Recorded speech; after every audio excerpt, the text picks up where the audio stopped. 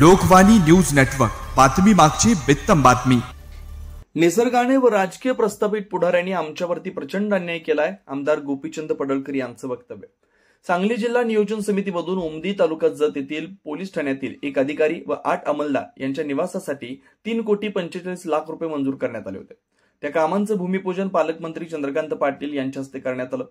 यावेळी बोलताना आमदार गोपीचंद पडळकर म्हणाले की पोलीस ठाण्याचा परिसर हा 9 एकरांचा आहे। या जागेत पेट्रोल पंप, सर्व बाजूला गाळे बांधावे व भाड्याने द्यावेत। तसेच उमदीसाठी जास्तीत जास्त पोलीस कर्मचारी देण्यासाठी पोलीस अधीक्षक यांना सूचना द्याव्यात अशी मागणी आमदार पडळकर यांनी पालकमंत्री चंद्रकांत पाटील यांच्याकडे केली। तसेच निसर्गाने व राजकीय प्रस्थापित पुढारी यांनी देखील आमच्यावरती प्रचंड अन्याय केलाय। आता आपण तो अन्याय पुसून काढण्यासाठी आपण जिल्हा नियोजन मधून जास्तीत जास्त निधी द्यावा अशी देखील मागणी आमदार पडळकर यांनी केली। यावेळी अप्पर पोलीस अधीक्षक कल्पना बारावकर, उपविभागीय पोलीस अधिकारी सुनील साळुंखे, प्रांत अधिकारी अजित कुमार नष्टे, तहसीलदार प्रवीण धानोलकर, अमृतानंद महास्वामी, डॉक्टर रवींद्र आरळी, संजय तेली, सोमनिंग बोरामणीसह मान्यवर उपस्थित होते। पाहुयात आमदार गोपीचंद पडळकर काय म्हणाले। उमदी पोलीस स्टेशन परिसरामध्ये अधिकारी आणि पोलीस कर्मचारी यांना राहण्यासाठी जी निवास सांगली जिल्हा नियोजन मंडळाच्या माध्यमातून 3,45,00,000 रुपयाचा निधी देऊन उपलब्ध करून देण्याची प्रक्रिया सुरू केली आहे। त्याबद्दल सर्वप्रथम आपल्या सर्वांच्या वतीनं जिल्ह्याचे लोकप्रिय पालकमंत्री माननीय चंद्रकांत दादा यांचं जोरदार टाळ्या वाजवून आपण अभिनंदन करावं। आज या भूमिपूजनाच्या निमित्तानं स्वतः माननीय दादा उपस्थित आहेत।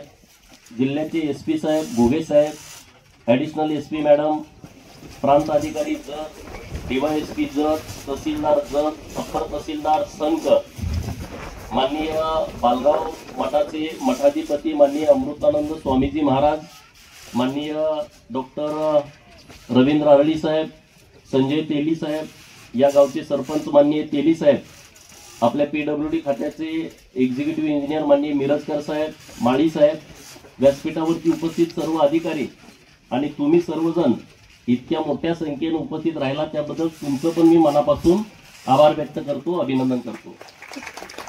दादा, उमदी हे सांगलीपासून 150 किलोमीटरचं गाव आहे। कुठलंही जिल्ह्याला काम करायचं म्हटलं तर इथून 150 किलोमीटर यावं लागतं। आणि आता एसपी साहेबांनी सांगितलं 10 किलोमीटरवरती गेलं का कर्नाटकची बॉर्डर लागते। तिकडं मारामाऱ्या झाल्या का तिकडं जाऊन लपून बसतात, तिकडं मारामाऱ्या झाल्या का इकडं येऊन लपून बसतात।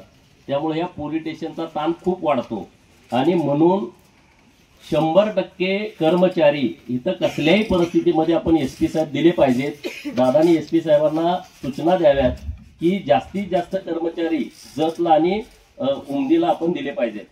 दादा, हे परिसर आपण बघितला 9 एकराचा हा परिसर आहे आणि अत्यंत मोक्याची जागा ही पोलीस स्टेशनच्या ताब्यामध्ये आहे।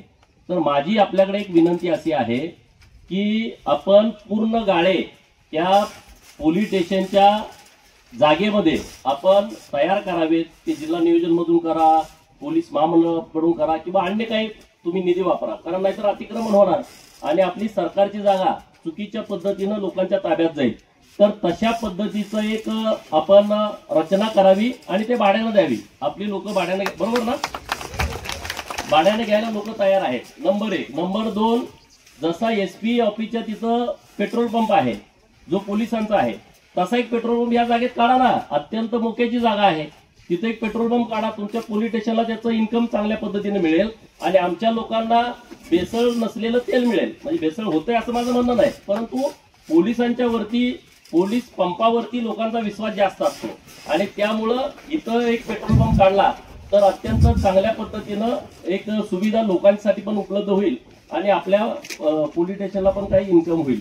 मी आपल्याकडे 5 मंगल कार्यालय या तालुक्यातल्या गरीब लोकांच्यासाठी, 12 बलुतेदार लोक आहेत की ज्यांना आता 10 बाय 10च्या खोलीत 3री 4थी पिढी त्यांची राहते आहे, त्यांना अंगण नाही। त्यांच्या दारात एखादा सामाजिक कार्यक्रम करायचं म्हटलं तर ते 1-1 लाख रुपयाचा, 1.5 लाख रुपयाचा, 50,000 रुपयाचा मंडप देऊ शकत नाहीत। मंगल कार्यालयामध्ये गेलं त्यांना 60-70 हजार रुपये, 80,000 रुपये ते भरू शकत नाहीत। तर एखादं चांगलं मंगल कार्यालय उमदी सारख्या भागामध्ये आपण जिल्हा नियोजन मधून द्यावं अशी मागणी आपल्या माध्यमातून आहे।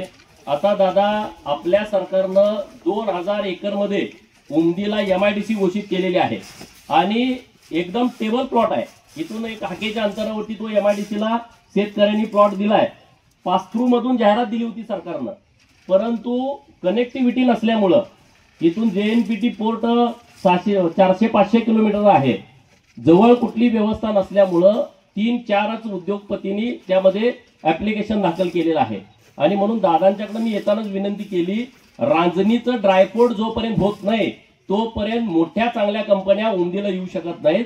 तर दादांनी ते मान्य केलेलं आहे. दादा त्यांच्या भाषणामध्ये बोलतील. दादा, इथली MIDC इतकी चांगली आहे की इथून 50-60 किलोमीटरवरती पंढरपूर आहे, 40 किलोमीटरवरती विजापूर आहे, इंटरनॅशनल एअरपोर्ट विजापूरला होतंय, पंढरपूरची सोलापूरची कनेक्टिव्हिटी इथून जवळ आहे, हा नॅशनल हायवे आहे.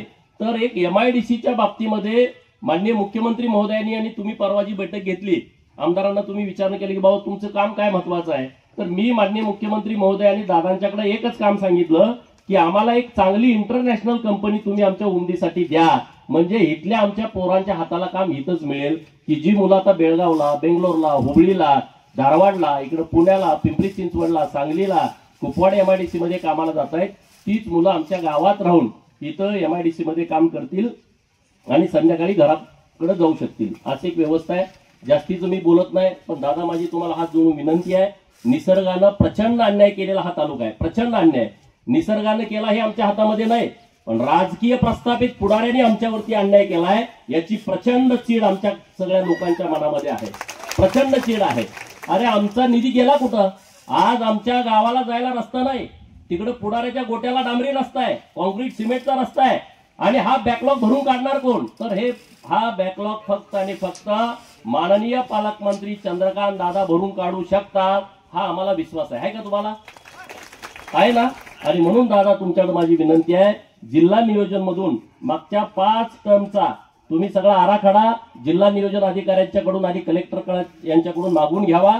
जतला निधी किती आला, वाळव्याला निधी किती गेला, जतला निधी किती आला, सांगलीला निधी किती गेला, जतला निधी किती आला, पलूस कडेगावला किती निधी गेला, तेवढाच आमचा सगळा बॅकलॉग तुम्ही भरून द्या, म्हणजे आमच्या इथला कुठलाच प्रश्न शिल्लक राहणार नाही. आणि तो बॅकलॉग भरून देण्याची हिंमत, धाडस, निर्णय क्षमता ही माननीय चंद्रकांत दादांच्या मध्ये आहे, याचा मला 100% विश्वास आहे. आणि म्हणून तर आता आम्हाला बघा ना, ही इमारत इथं कशी लोक राहणार हे दादांना कळालं.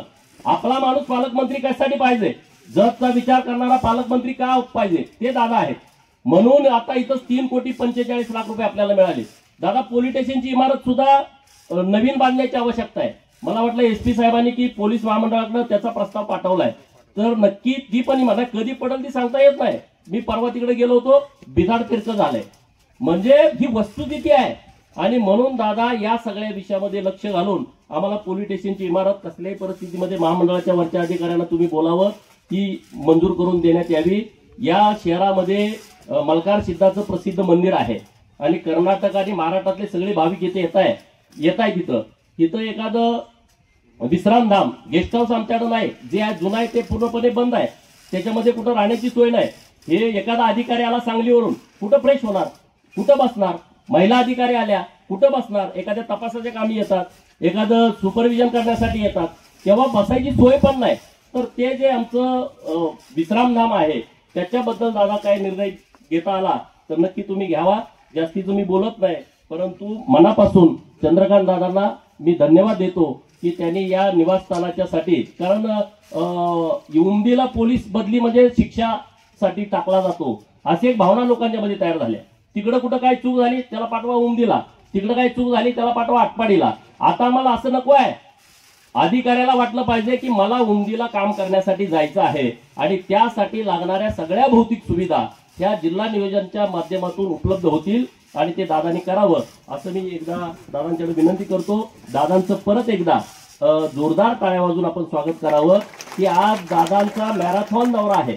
सकाळी 7ला ते बाहेर पडलेत, रात्री रेल्वेनं प्रवास करून मिरजेत आलेत, सकाळी तिथून बाहेर पडलेत.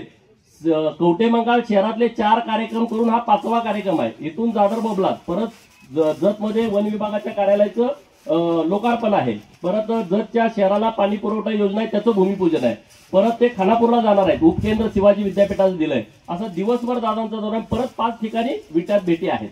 म्हणजे पूर्ण वेळ आपल्या जिल्ह्यासाठी देणारा पालकमंत्री हा आपल्याला पहिल्यांदा लाभलाय. त्यांचा मतदारसंघ जरी पुण्यात असला, त्यांचं मूळ गाव जरी कोल्हापुरात असलं, तर सांगलीसाठी जास्तीत जास्त वेळ दादा हे आपल्या जिल्ह्याला देत आहेत, त्याबद्दल त्यांचं मनापासून धन्यवाद व्यक्त करतो। आणि बेदाणा व्यापारी आमचे शेतकरी सगळे आलेले आहेत आणि नेपाळ मार्गे जो आयात बेदाणा होतोय बेकायदेशीरपणे, त्याचं एक निवेदन दादांना देण्यासाठी ते सगळे शेतकरी आलेले आहेत। इथं सगळे बेदाणा मोठ्या प्रमाणामध्ये शेतकरी त्याचं उत्पादन करतात। 300-350 रुपये बेदाण्याला दर मिळायच्या ऐवजी तो 110, 20, 30, 40 रुपयानं मिळतोय। तर माननीय दादा नक्की केंद्रीय मंत्री महोदयांशी बोलतील हे मी शेतकऱ्यांना आश्वस्त करतो आणि थांबतो। मला बोलण्याची संधी दिली त्याबद्दल पोलीस प्रशासनाचं मी मनापासून आभार व्यक्त करतो। धन्यवाद। लोकवाणी न्यूज नेटवर्क, बातमी मागची बित्तम बातमी।